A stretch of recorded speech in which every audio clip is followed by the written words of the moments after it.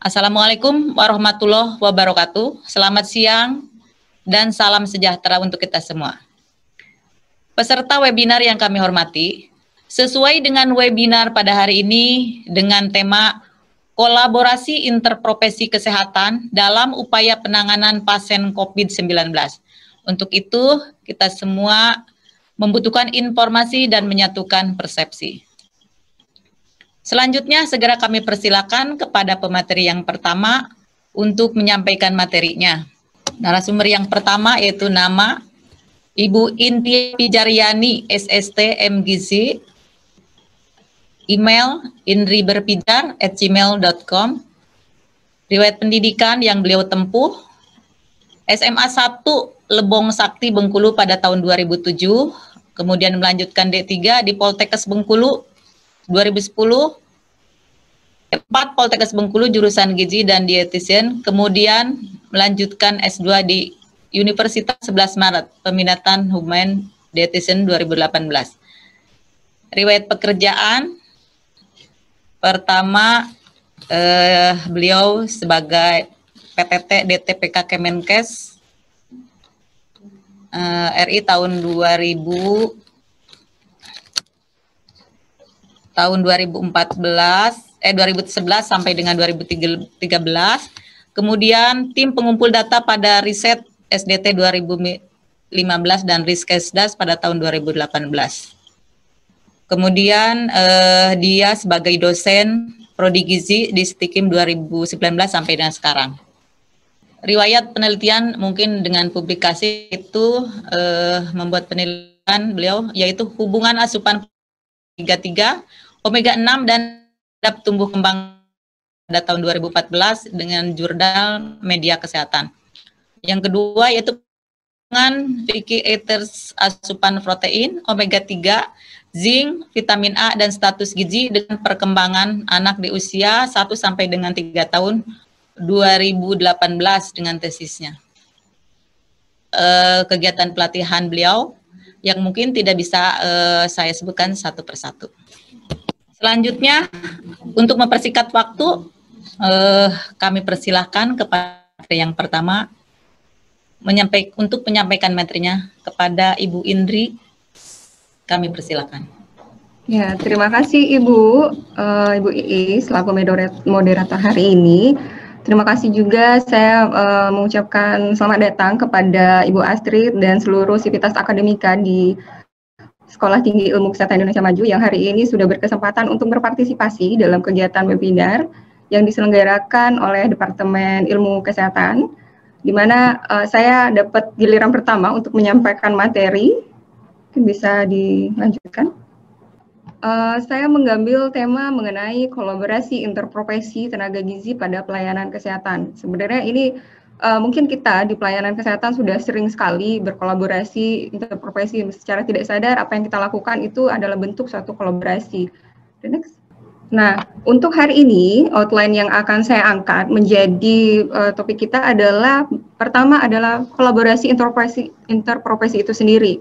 Yang kedua adalah tujuan komunikasi dalam kolaborasi, kemudian dilanjutkan dengan peran tenaga gizi dalam penanganan COVID-19 di pelayanan kesehatan, yang dalam hal ini bisa saja di puskesmas atau di rumah sakit. Terakhir adalah pemberian gizi pada pasien COVID-19. Gitu. Selanjutnya. Nah, kita masuk ke kolaborasi interprofesi.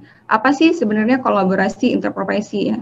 Kolaborasi ini adalah bentuk kerjasama antar profesi kesehatan dari latar belakang profesi yang berbeda dengan pasien dan keluarga pasien untuk memberikan kualitas pelayanan yang terbaik gitu. Jadi intinya kita memberikan kolaborasi interprofesi ini supaya kualitas pelayanan yang diberikan lebih efisien dan efektif dalam proses penyembuhan pasien. Di mana pelayanan ini, pelayanan yang ada di rumah sakit ataupun pelayanan yang ada di puskesmas merupakan pelayanan multidisiplin ilmu. Jadi bukan cuma hanya satu profesi saja yang berpotensi untuk meningkatkan kualitas pelayanan atau meningkatkan kualitas kesembuhan pasien, tapi kita butuh dengan profesi-profesi lain dalam proses kesembuhannya. Berikut ini adalah beberapa organisasi yang tenaga kesehatan yang ada di Indonesia, masih banyak lagi, Ya, antaranya ada yakni ini kesehatan masyarakat, Persagi, IBI, ID, Hakli, kesehatan lingkungan, kemudian PPNI, Patelki, dan lain sebagainya. Nah, organisasi profesi ini sebenarnya organisasi yang nantinya akan memberikan pelayanan sesuai dengan tupoksinya masing-masing. Jadi misalnya Persagi harus memberikan apa ke pelayanan pada pasien, baik ada di puskesmas ataupun di rumah sakit. Begitupun juga untuk perawat melalui asuhan keperawatannya yang ada di pelayanan kesehatan. Lanjut. Sebelum kita ke kolaborasi interprofesi itu sendiri, ternyata ada orang yang bertugas untuk menjalani kolaborasi itu sendiri, yaitu tenaga kesehatan. Karena kita background-nya di sini pasti teman-teman yang sudah bersama kami adalah mayoritas tenaga kesehatan. Di mana pengertian tenaga kesehatan itu sendiri menurut Undang-Undang tahun 2014 nomor 36 disebutkan bahwa tenaga kesehatan itu adalah setiap orang yang mengabdikan diri dalam kesehatan serta memiliki pengetahuan dan keterampilan melalui pendidikan di bidang kesehatan yang untuk kewenangan untuk melakukan upaya kesehatan. Jadi kita punya keterampilan tertentu. Jadi tidak semua satu profesi bisa mengkoordinir semuanya karena mereka punya kompetensi berbeda di antar profesi. Berikut ini adalah siapa sih tenaga kesehatan gitu. Nah, tenaga kesehatan menurut Undang-Undang nomor 36 tahun 2014 tadi itu ada tenaga medis ini dokter gigi dan lain sebagainya. Kemudian tenaga psikologis, kesehatan, keperawatan, kebidanan, kefarmasian, kemudian kesehatan masyarakat, counseling, kemudian tenaga gizi, keterapian fisik, keteknisian medis, teknik biomedika, kemudian ada tenaga kesehatan tradisional dan juga tenaga kesehatan. Nah, sebenarnya sudah dijelaskan bahwa di undang-undang itu sudah banyak nih tenaga kesehatan ini yang nantinya berkolaborasi untuk menangani pasien COVID. Kenapa di sini saya mencantumkan komunikasi efektif dalam bentuk kolaborasi interprofesi itu untuk menjadikan kolaborasi atau yang baik dan menghasilkan pelayanan kualitas kepada pasien yang efisien dan efektif, perlu adanya komunikasi efektif di mana pesan itu bisa dimengerti oleh yang menerima pesan. Kemudian pesan yang bisa ditindaklanjuti oleh penerima pesan itu sendiri sehingga tidak ada hambatan dalam menginterpretasikan suatu pesan sehingga yang penerima pesan itu dapat mengerti dan menyampaikan apa yang dimaksudkan oleh pemesan tadi. Nah, ini sering terjadi kepada kita misalnya teman-teman di petugas pelayanan kesehatan yang juga pasti berinteraksinya kita butuh dari misalnya ada pasien yang datang ke puskesmas, pasti yang pertama ada profesi yang ada di garda terdepan, tempat pendaftaran itu administrasi rumah sakit, kita butuh informasi dari sana, identitas dan lain sebagainya. Kemudian kita juga butuh nanti data-data riwayat, kemudian tekanan darah dan lain sebagainya. Pasti kita butuh profesi lain, yaitu perawat. Sampai akhirnya kita bisa menemukan diagnosa sendiri yang akan ditindakkan oleh seorang dokter. Nah, dari dokter itu pun akan dikolaborasikan nanti dengan apakah seorang pasien ini akan dirujuk kemana gitu. Nah, hal ini penting sehingga penyampaian pesan yang dari awal pendaftaran sampai dokter mengindikasikan, memberikan kesimpulan bahwa pasien tersebut didiagnosa ada penyakit apa, hal ini penting memberikan komunikasi efektif tadi. Jadi pesan itu tersampaikan dengan baik oleh yang menerima pesan. Dalam penerimaan pesan itu sendiri, saya komunikasi efektif ini metode SBA adalah situasinya, bagaimana penanganan pasien itu, kita lihat background-nya seperti apa, kemudian dengan data medisnya, data riwayat konsumsi atau lain sebagainya, kemudian asesmennya juga. Asesmen ini bisa dilakukan setelah kita tahu nih breakdown-nya apa, diagnosanya apa, kemudian ada rekomendasi di sini. Dari rekomendasi ini kita tergantung bagaimana profesi itu. Misalnya di gizi, kalau misalnya kita dapat pasien dengan awalnya dengan berat badan kurang, kita bisa merekomendasikan untuk melakukan penanganan penata laksanaan gizi pada berat badan kurang gitu. Nah, di mana komunikasi efektif ini dengan metode SBIR ini adalah maksudnya adalah memberikan komunikasi ini bisa diserah terima pasien sebagai pengalihan informasi dari dan tanggung jawab perawat pasien dari satu petugas kesehatan ke petugas kesehatan lainnya.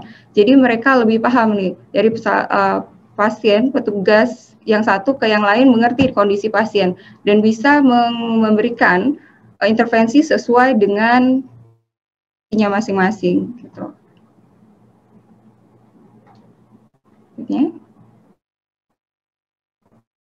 Nah, di mana tujuan dari komunikasi ini? Yang pertama adalah mendapatkan dan memberikan informasi.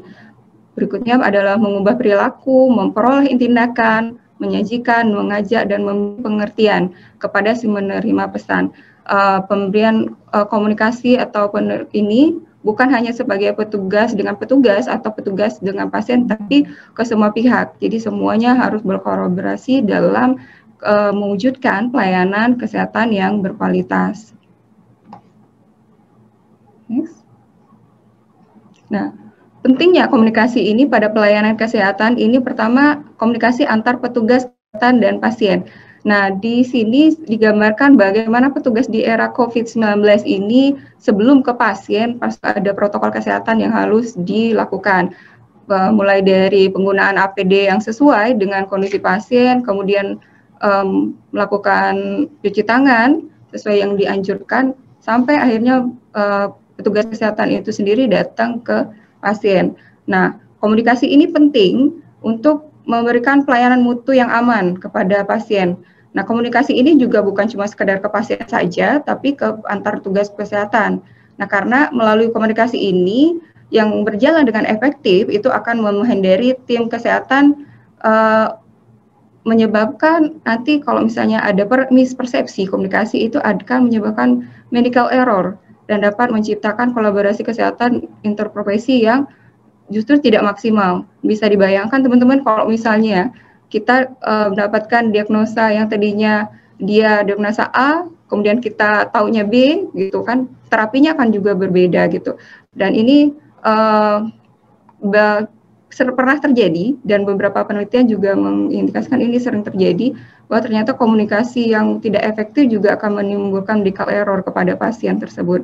Nah, ancamannya adalah keselamatan pasien sendiri gitu. Jadi untuk mengurangi hal tersebut, komunikasi efektif dalam suatu kolaborasi itu penting gitu. Peran petugas kesehatan dalam suatu kolaborasi itu pertama adalah customer. Dia sebagai customnya, kemudian dia sebagai komunikator menyampaikan sebuah informasi, bisa juga dia diposisikan sebagai motivator. Kita ketemu pasien pasti untuk memotivasi mereka untuk bisa sembuh, kemudian fasilitator juga bisa sebagai konselor. Jadi peran petugas kesehatan dalam terutama di dalam penanganan COVID ini sangat penting dan sangat besar, dan ini perlu dukungan dari semua pihak gitu. Next. Nah, saya masuk ke tema berikutnya, itu adalah setelah kita tahu bagaimana pelayanan kesehatan itu sendiri, bagaimana kolaborasi itu penting di dalam pelayanan kesehatan, terutama beberapa profesi juga bergabung di sini. Kita lihat pelayanan gizi selama pandemi COVID-19. Apa sih yang dilakukan oleh teman-teman ahli gizi yang ada di puskesmas atau di rumah sakit yang berjibaku dan turun langsung, berhadapan langsung dengan pasien-pasien COVID-19. Sebelum ke sana, saya akan mengupdate sendiri kasus COVID-19 per tanggal 29 Agustus 2020.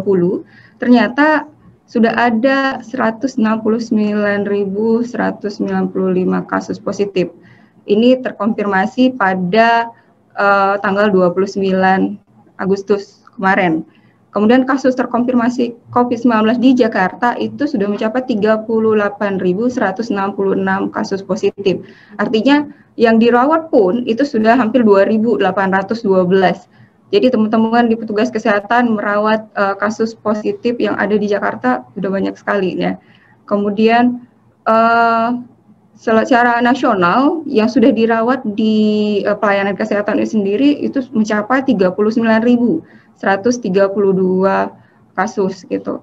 Nah, kasus-kasus ini teman-teman pasti di pelayanan kesehatan sudah bersusah payah untuk memberikan dari bulan Mei yang benar-benar sampai sekarang sudah berjibaku untuk mengurangi, tapi ternyata kasusnya semakin hari semakin terus bertambah gitu.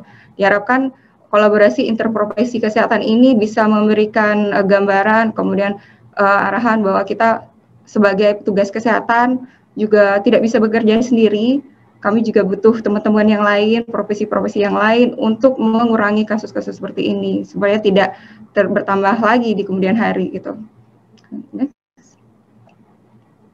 Nah, dalam penanganan pasien COVID itu sendiri, terutama untuk pelayanan gizi, pasti ada teman-teman tak mengenal dengan komorbid, ada kasus COVID-19. Nah, ini saya ambil dari gugus tugas penanganan COVID. Ternyata komorbid yang menyerang pada pasien COVID-19 itu ada banyak sekali. Nah, terutama ini ada penyakit tidak menular, seperti hipertensi, dislipid, jantung, kemudian PPOK, kemudian gangguan napas, penyakit ginjal, dan lain sebagainya. Kemudian ada juga penyakit demam, ini biasanya gejala yang kita kalau udah lihat gejala demam, kita udah itu takutnya dia COVID, atau dia udah batuk, pasti kita mikir, aduh ini pasti COVID nih, gitu. Karena udah stigma orang batuk, ada demam, dan itu yang membuat kita, aduh, kita sebagai orang awam saja yang berada di lingkungan lain merasa khawatir, apalagi teman-teman yang sudah berkecimpung menangani pasien ini luar biasa ya gitu. Sungguh apresiasi yang luar biasa untuk teman-teman yang sedang berada di pelayanan kesehatan sekarang. Nah, sebelum ke sana ada beberapa istilah yang sekarang sudah dikeluarkan, dirubah bentuknya, dan ini sudah di sharing ke semua instansi bahwa yang tadinya kita kenal dengan OTG, orang tanpa gejala, kita sekarang rubahnya dengan kontak erat. Kemudian ODP dan PDP atau kontak erat itu dirubah menjadi suspek sekarang. Kemudian terkonfirmasi atau simptomatis dan asimptomatis, istilah baru itu dirubah menjadi probable gitu. Nah, istilah terkait COVID ini, probable itu adalah orang yang diyakini sebagai suspek dengan ISPA berat atau gagal napas atau meninggal dengan gambaran klinis COVID-19 dan hasil laboratorium PCR belum keluar. Nah, ini suspek orang dengan gejala ISPA atau COVID-19 dan pada 14 hari terakhir memiliki riwayat perjalanan tinggal di negara atau wilayah yang melaporkan transmisi lokal gitu. Nah, kemudian ada yang namanya kontak erat. Nah, kontak erat ini adalah orang yang memiliki riwayat kontak dengan kasus probable atau konfirmasi COVID-19. Selanjutnya ada kasus konfirmasi, yaitu orang yang dinyatakan positif COVID-19 dengan kategori gejala dan tidak bergejala. Jadi ini bisa ada gejalanya, mungkin yang dulu kita mikir batuk dan demam itu adalah gejala COVID, ternyata sekarang yang barusan saya sampaikan bahwa beberapa istilah yang sudah dirubah, definisi operasionalnya yang tadi OTG, kemudian PDP dan kasus konfirmasi, kemudian PDP itu sudah dirubah ke istilah baru menyesuaikan dengan kondisi kita sekarang, adaptasi kebiasaan baru gitu. Selanjutnya, protokol kesehatan wajib, ini yang saya ambil dari buku Panduan APD untuk Tenaga Kesehatan. Nah, melindungi diri di tempat kerja dari COVID-19. Pertama itu perlu diingatkan apa-apa saja yang perlu dipakai. Tugas screening misalkan, tugas screening atau titik masuk. Yang perlu dipakai itu adalah masker medis. Kemudian mengambil spesimen saluran nafas, apa yang diperlukan gitu. Yaitu masker N95 atau FFP2, jubah, sarung tangan, kemudian kacamata. Kemudian ada juga ketika kita merawat kasus suspek atau terkonfirmasi COVID-19 tanpa prosedur aerosol. Jadi ini harusnya kita pakai itu ada kacamata, pelindung wajah, masker medis, dan juga sarung tangan. Kemudian ada ketika merawat kasus suspek terkonfirmasi COVID-19 dengan prosedur pengambilan aerosol. Lah itu diperlukan adalah kacamata pelindung, kemudian juga sarung tangan. Dan ini yang baru dikeluarkan oleh Kementerian Kesehatan untuk penggunaan APD sesuai dengan kondisi pasiennya. Tapi balik lagi, ini akan juga menyesuaikan dengan zonanya juga. Kalau misalnya zona hijau, mungkin kita masih bisa menemukan yang cuma pakai jubah atau sarung tangan doang. Ada yang memang harus yang full dengan menggunakan seperti ini, sepatu bot, dan akan diteruskan kemudian kacamata dan lain sebagainya yang harus berlapis-lapis gitu. Kita lihat bagaimana pelayanan gizi pada puskesmas atau di tempat-tempat pelayanan kesehatan. Pertama itu pelayanan gizi remaja. Pelayanan gizi remaja ini tetap dilakukan mengikuti protokol kesehatan yang ada, itu tetap menggunakan masker, jaga jarak, kemudian pemberian konseling dan pemberian makan tambahan, pemantauan status gizi dan pada ibu hamil, kekurangan energi kronik juga perlu tetap dilakukan, cuma harus memperhatikan protokol jaga jarak juga itu 1-2 meter dan penggunaan masker selama proses itu berlangsung. Kemudian juga ada pemeriksaan lila. Nah, lila juga harus dengan protokol kesehatan, yang pemberian kapsul juga, kemudian ada konseling, pemberian makanan bayi, tetap harus jaga jarak 1-2 meter, dan juga beberapa tempat juga mereka mendatangi pasiennya langsung atau mendatangi yang sudah mengalami misalkan gizi buruk, jadi petugas kesehatannya datang langsung kunjungan rumah gitu. Kemudian ada juga petugas kesehatan melakukan pemantauan balita, penimbangan balita, ini juga pernah dilakukan. Gitu. Selanjutnya, tapi mengingat kalau untuk ini ada beberapa wilayah yang memang tidak melakukan posyandu secara langsung. Jadi mereka mengumpulkan, membuat janji kepada ibu-ibu balita untuk melakukan penimbangan di puskesmas. Nah, tapi tetap mematuhi protokol kesehatan. Gitu.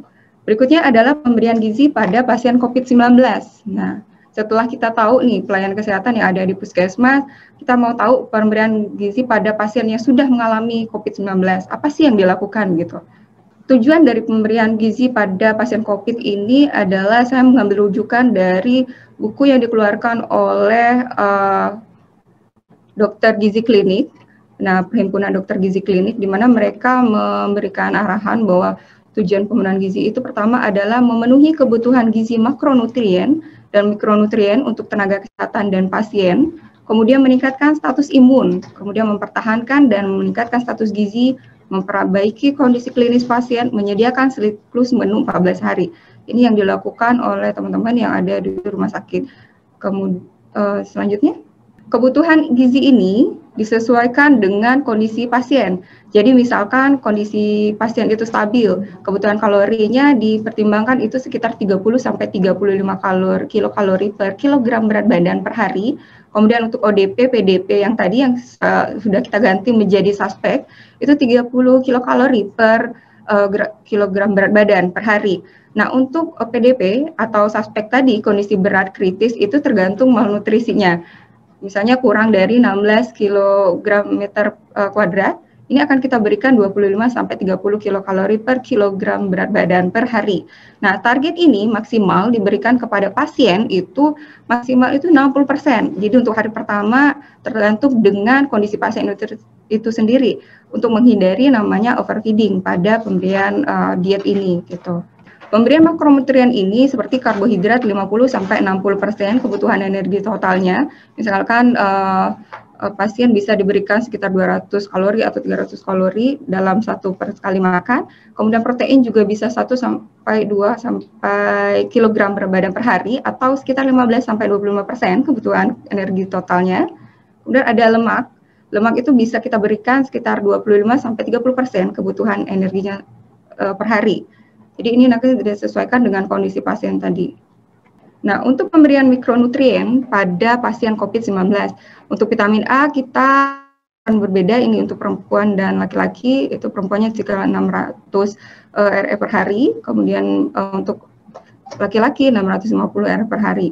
Untuk vitamin B juga tergantung, ini kalau misalnya kondisinya memang sudah berat, berarti kita masuk ke intravenanya, dan itu yang biasanya yang diberikan adalah vitamin B6, 25 sampai 100 mg per hari. Ini adalah anjuran yang dikeluarkan oleh Perhimpunan Dokter Gizi Klinik Indonesia. Kemudian ada zinc, ada vitamin E dan vitamin D, sebenarnya termasuk di sana itu adalah kalsium. Ini perencanaan kebutuhan yang dilakukan pada pasien COVID-19. Ini ada beberapa kategori, ada PDP atau suspek tadi dewasa laki-laki. Kita di sini memberikan kebutuhan gizinya sesuai dengan berat badannya, dari bisa berat badan 55 sampai 70 dengan RRI totalnya itu sekitar 2100 kalori, karbohidrat, protein misalnya atau 20%, protein hewani dan nabatinya akan bedakan. Nah, kenapa? Nah, perlu teman-teman ketahui juga, ini sebenarnya tidak harus seperti ini, tapi akan disesuaikan dengan kebijakan pada pelayanan kesehatan tempat teman-teman bekerja gitu. Misalnya rumah sakit A, mungkin perhitungan kebutuhannya bisa menggunakan perhitungan kebutuhan pakai rumus Harris-Benedict atau Krauss atau yang lainnya, tapi tetap mengikuti bahwa anjurannya berapa persentase kebutuhan kalorinya. Itu. Mohon izin, waktu untuk pemateri yang pertama 2 menit lagi. Oke. Ini kita cepat saja. Ini preskripsi menu seharian. Jadi ada beberapa menu, nanti teman-teman bisa lihat bahwa kita makan siangnya berapa kalori, pagi sampai selingannya berapa kalori nanti. Kemudian yang selanjutnya. Next. Nah, ini contoh siklus menu pasien COVID-19. Nah, bisa dengan siklus menu 1 hari, jadi ini dilakukan dalam 14 hari. Jadi sebenarnya pemberian makannya itu sebenarnya enak-enak semua ini. Ya, kayak nasi kebulu, pepes ayam, dan lain sebagainya. Ini sebenarnya kita mau prinsip dari pemberian makan untuk pasien COVID adalah tinggi energi dan tinggi protein. Jadi pemberian makanan seperti ini, misalkan sudah pemberian ayam, kemudian ada suir, bumbu, dan yang lain sebagainya, kita harus tetap mematuhi jenis diet dari pasien itu sendiri. Selain itu juga kita memberikan menu ini juga disesuaikan dengan komorbid yang ada pada pasien. Misalnya hipertensi, apa yang harus dilakukan, jadi ini akan menyesuaikan. Nah, selanjutnya ini adalah analisa kebutuhan zat gizi dari yang tadi, nasi kebuli itu ternyata kita bisa memperoleh sampai 502 kalori dalam per sekali makan. Kemudian dengan totali makan siangnya bisa 550 kalori, dan ini bisa kita simpulkan bahwa kebutuhan kalori seseorang itu bisa mencapai 1.800-an sampai 2.000-an tergantung dalam kondisi pasien itu sendiri, tergantung jenis kelamin, berat badan, kemudian status stresnya juga gitu. Jika kita perhitungannya menggunakan rumus-rumus yang lain gitu pada perhitungan kebutuhan zat gizi. Nah, ini daftar bahan penukar gizi pada gizi seimbang. Jadi teman-teman nanti bisa tahu nih, apakah yang saya konsumsi ataupun yang dilakukan oleh teman-teman di ahli gizi itu untuk mengetahui bahwa takarannya sesuai atau tidak. Makanan pokok itu sih 100 gram berapa sih kalorinya, ternyata kita dapat tuh 175 kalori gitu.